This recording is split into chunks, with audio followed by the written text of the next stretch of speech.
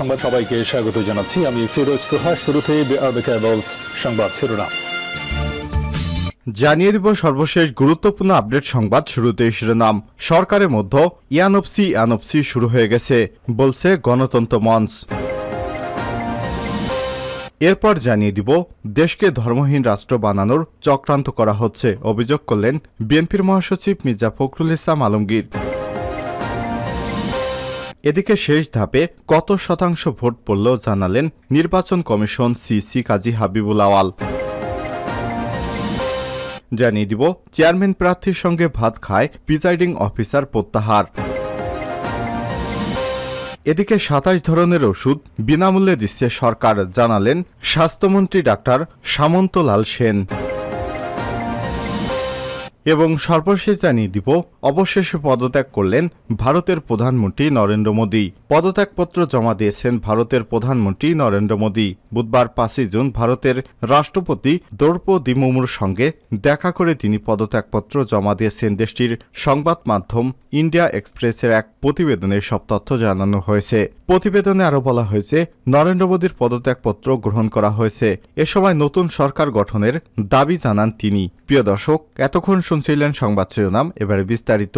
তবে তার আগে বন্ধুরা, আপনি কোন স্থান থেকে আমাদের সংবাদটি দেখছেন কমেন্ট করে জানিয়ে দিন এই সংবাদ সম্পর্কে আপনার মূল্যবান মতামত। প্রিয় দর্শক, আপনি যদি আমাদের চ্যানেলে নতুন হয়ে থাকেন, ভিডিওটি দেখতে দেখতে চ্যানেলটি সাবস্ক্রাইব করে রাখুন, যাতে করে আমাদের লেটেস্ট আপডেট সংবাদগুলো সবার আগে আপনার কাছে পৌঁছে যায়। এবারে বিস্তারিত। সরকারের মধ্যে ইয়ানপসি শুরু হয়ে গেছে গণতন্ত্র মঞ্চের নেতারা বলছেন, বর্তমান আওয়ামী লীগ সরকারের মধ্যে ইয়ানপসি শুরু হয়ে গেছে। নিজেদের লোকেরাও এই সরকারের উপর আস্থা রাখতে পারছে না। ক্ষমতার খুঁটি নড়বড়ে হয়ে গেছে। আওয়ামী লীগ সরকার 2014 থেকে 2018 টিকে গেল, এই দফায় টিকতে পারবে না। জনগণই তাদের ক্ষমতা থেকে বিদায় করবে ইনশাল্লাহ। তাই সরকারকে বলবো, অবিলম্বে পদত্যাগ করে পরবর্তী নির্বাচনের ব্যবস্থা করুন। আজ বুধবার ৫ জুন জাতীয় প্রেস ক্লাবের সামনে এক বিক্ষোভ সমাবেশে সব কথা বলেন তারা। বেনজির আহমেদ এবং আজিজের মেগা দুর্নীতি এবং মালয়েশিয়ার শ্রম বাজার নিয়ে গণভোগান্তির প্রতিবাদে গণতন্ত্র মঞ্চের উদ্যোগে এই বিক্ষোভ সমাবেশ করা হয়। নাগরিক ঐক্যের সভাপতি মাহমুদুর রহমান মান্না বলেন, আওয়ামী লীগের সাধারণ সম্পাদক ওবায়দুল কাদের বলেছেন, বেনজির আজিজ তাদের দলের কেউ নয়, কিন্তু দেশের সবাই জানে তারা আওয়ামী লীগের লোক। সারা পৃথিবী জানে এদের গডফাদার আওয়ামী লীগ। এদের দিয়েই আওয়ামী লীগ টানা ৩ বার ক্ষমতা দখল করেছে। ইন্টারপোলের লাল তালিকাভুক্ত মাফিয়া আনারি নাকি আওয়ামী লীগের জনপ্রিয় নেতা। এদের দিয়েই এখন এই দলটা চলে। রাষ্ট্র সংস্কার আন্দোলনের প্রধান সমন্বয়ক অ্যাডভোকেট হাসনাত কায়েম বলেছেন, আওয়ামী লীগ সরকারের পৃষ্ঠপোষকতায় আজিজ বেনজিরের হাজার হাজার কোটি টাকা বানিয়েছে। অবৈধভাবে ক্ষমতায় থাকতেই সরকার তাদের ব্যবহার করেছে। এখন তাদের বিরুদ্ধে বিচার করার নাটক করছে সরকার। আবার সরকারের যোগ সাজে সেই বেনজির দেশ থেকে পালিয়েছে। সরকারের মধ্যে আরও শত শত বেনজির আজিজ লুকায়িত আছে। এদেরকে খুঁজে খুঁজে বের করতে হবে। এ সরকার ক্ষমতায় থাকলে আগামীতে এরকম আরও অনেক আজিজ বেনজির তৈরি হবে। ভাসানী অনুষদ পরিষদের আহ্বায়ক শেখ রফিকুল আলম বাবলু বলেন, সরকারকে অবিলম্বে পদত্যাগ করে মধ্যবর্তী নির্বাচনের ব্যবস্থা করতে হবে। জনগণের সরকার প্রতিষ্ঠা না হলে সরকারের মধ্যে থাকা দুর্বৃত্তরা দেশকে ধ্বংস করে ফেলবে। আর সরকার ক্ষমতা দখল করতে এই দুর্বৃত্তদের লালন পালন করছে। ভবিষ্যতেও তাদের উপর ভর করে ক্ষমতা টিকে রাখতে চাইবে এই সরকার। গণসংহতি আন্দোলনের প্রধান সমন্বয়কারী জোনায়েদ সাকি বলেছেন, আওয়ামী লীগ সরকার আজিজকে সেনাপ্রধান বানিয়েছে, বেনজিরকে র্যাবের মহাপরিচালক এবং আইজিপি বানিয়েছে, আর এখন বলছে ওরা আমাদের লোক নয়। এটা কিভাবে চোখে মুখে মিথ্যা বলতে পারে কাদের সাহেব? সরকারকে বলি, জনগণের ভোট ছাড়া ক্ষমতায় আছেন বলে সবাইকে বোকা ভাববেন না। এসব ধান্দা বাদ দিয়ে পদত্যাগ করেন। অর্থনীতি ধ্বংস করেছেন, সামনে আরও খারাপ সময় আসছে। 2014 থেকে 2018 সালে টিকে গেছেন, কিন্তু আর টিকতে পারবেন না। জনগণই আপনাদের ক্ষমতা থেকে বিদায় করবে। দেশকে ধর্মহীন রাষ্ট্র বানানোর চক্রান্ত করা হচ্ছে, অভিযোগ করলেন মির্জা ফখরুল। দেশের ওলামা মাশায়েখদের বিভিন্ন মামলায় কারাবন্দী এবং সরকারের দমননীতির কঠোর সমালোচনা করেছেন বিএনপির মহাসচিব মির্জা ফখরুল ইসলাম আলমগীর। তিনি বলেন, একটা ভয়াবহ ঘটনা ঘটেছে। প্রাইমারি স্কুলের পাঠ্য বইয়ে এমন সব কারিকুলাম আনছে যা আমার কালচারের বিরুদ্ধে, আমাদের কৃষ্টির বিরুদ্ধে, আমার ধর্মের বিরুদ্ধে। তিনি বলেন, আমরা বড় হয়েছি ইসলামিক যে চিন্তাধারা, সে চিন্তা আমাদের ধর্মের মধ্যে বেরিয়েছে। আজকে সেখান থেকে সম্পূর্ণভাবে বের করে দিয়ে ধর্মহীন একটা রাষ্ট্র পরিণত করার চেষ্টা করা হচ্ছে। বুধবার 5 জুন দুপুরে জাতীয় প্রেস ক্লাবে আব্দুল সালাম হলে এক সভায় এসব কথা বলেন মির্জা ফখরুল। জাতীয়তাবাদী উলামা দলের উদ্যোগে বিএনপির প্রতিষ্ঠাতা এবং সাবেক প্রেসিডেন্ট জিয়াউর রহমানের 43তম মৃত্যুবার্ষিকী উপলক্ষে এই আলোচনা সভার আয়োজন করা হয়। উলামা দলের নতুন নেতৃত্বকে সারা দেশে সংগঠন শক্তিশালী করার নির্দেশনা দেয় বিএনপির মহাসচিব।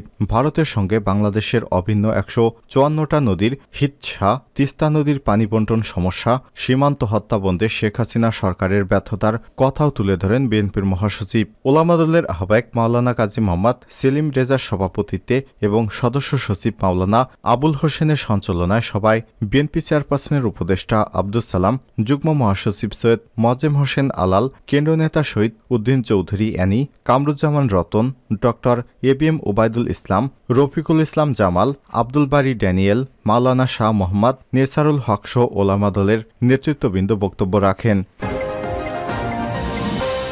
শেষ ধাপে কত শতাংশ ভোট পড়ল জানালেন ইসি।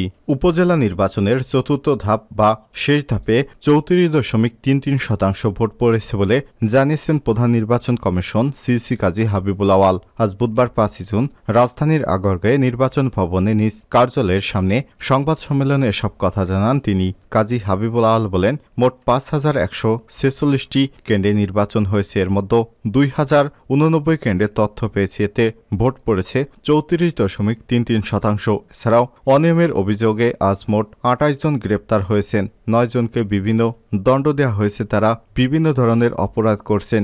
21 জনকে জরিমানা করা হয়েছে বলেও জানান তিনি। সহিংসতার বিষয়ে সিসি বলেন, ধা পাল্টা ধার ঘটনা ঘটেছে। বরিশালে 5 জন আহত হয়েছে, তবে গুরুতর নয়। নেত্রকোনার কেন্দুয়াতে একজন প্রিজাইডিং অফিসার নিজেই ব্যালট পেপারে সিল মেরেছিলেন, তাকে গ্রেপ্তার করা হয়েছে। টোটাল জাল ভোট ইনসিডেন্ট ঘটেছে 5টি। চতুর্থ ধাপে নির্বাচনের জন্য তফসিল ঘোষণা হয়েছিল 55 উপজেলার, কিন্তু আজ ভোট হয়েছে 60 উপজেলায়। মঙ্গলবার সকাল থেকে বিভিন্ন উপজেলার সহকারী রিটার্নিং কর্মকর্তার কার্যালয় থেকে নির্বাচনী সামগ্রী দেয়া হয়। ঘূর্ণিঝড় রিমালের কারণে তৃতীয় ধাপের স্থগিত হওয়া চাঁদপুরের ফরিদগঞ্জ এবং কচুয়া উপজেলা পরিষদেরও ভোট আজ চতুর্থ ধাপের সঙ্গে অনুষ্ঠিত হয়েছে। চেয়ারম্যান প্রার্থীর সঙ্গে ভাত খায় প্রিজাইডিং অফিসার প্রত্যাহার। ব্রাহ্মণবাড়িয়ায় ভোট কেন্দ্রে চেয়ারম্যান প্রার্থীর সঙ্গে বসে ভাত খাওয়ার অভিযোগে একেএম রমজান আলী নামে এক প্রিজাইডিং কর্মকর্তাকে প্রত্যাহার করা হয়েছে। বুধবার 5 জুন দুপুরে উপজেলার জিনতপুর ইউপির কাঠালিয়াবাড়িয়া সরকারি প্রাথমিক বিদ্যালয় ভোট কেন্দ্রে এই দুর্ঘটনা ঘটে। বিষয়টি নিশ্চিত করেছেন ইউএনও এবং সহকারী রিটার্নিং কর্মকর্তা তানভীর ফরহাদ শামীম। তানভীর ফরহাদ শামীম জানিয়েছেন, কাঠালিয়া সরকারি প্রাথমিক বিদ্যালয়ে দায়িত্বপ্রাপ্ত প্রিজাইডিং অফিসার ছিলেন বিগট দানবীর মহেশচন্দ্র কলেজের অধ্যক্ষ একেএম রমজান আলী। দুপুরে ওই কেন্দ্রে রমজান পদপ্রার্থী কাজী জহিরুদ্দিন সিদ্দিক টিটু পরিদর্শনে যান। এ সময় ওই চেয়ারম্যান প্রার্থীর সাথে ভোট কেন্দ্রের অফিস কক্ষে বসে presiding officer AKM Ramzan Ali ভাত খাচ্ছিলেন। দুজনকে ভাত খাওয়া অবস্থায় কেন্দ্র পরিদর্শনে গিয়ে দায়িত্বপ্রাপ্ত ম্যাজিস্ট্রেট দেখতে পান একজন প্রিজাইডিং অফিসার কোনো প্রার্থীর সঙ্গে বসে ভাত খেতে পারে না। এ কারণে তাকে প্রত্যাহার করা হয়েছে। পদত্যাগ করলেন নরেন্দ্র মোদী। পদত্যাগপত্র জমা দিয়েছেন ভারতের প্রধানমন্ত্রী নরেন্দ্র মোদী। আজ বুধবার 5 জুন ভারতের রাষ্ট্রপতি দ্রৌপদী মুর্মুর সঙ্গে দেখা করে তিনি পদত্যাগপত্র জমা দিয়েছেন। প্রতিবেদনে বলা হয়েছে, রাষ্ট্রপতি নরেন্দ্র মোদীর পদত্যাগপত্র গ্রহণ করেছেন। ভারতের নিয়ম অনুসারে বুধবার তিনি রাষ্ট্রপতির কাছে নিজের এবং মন্ত্রিসভার পদত্যাগপত্র জমা দেন। এ সময় নতুন সরকার গঠনের দাবি জানান তিনি। রাষ্ট্রপতি ভবনের এক বিবৃতিতে বলা হয়েছে, দ্রৌপদী মুর্মু প্রধানমন্ত্রী নরেন্দ্র মোদীর পদত্যাগপত্র গ্রহণ করেছেন। এ সময় তিনি নতুন সরকার গঠন না হওয়া পর্যন্ত প্রধানমন্ত্রী এবং কেন্দ্রীয় মন্ত্রিপরিষদকে বহাল থাকার অনুরোধ জানিয়েছেন। প্রতিবেদনে বলা হয়েছে, আগামী শনিবার 8 জুন ভারতের প্রধানমন্ত্রী হিসেবে তৃতীয়বারের মতো শপথ নিতে পারেন নরেন্দ্র মোদী।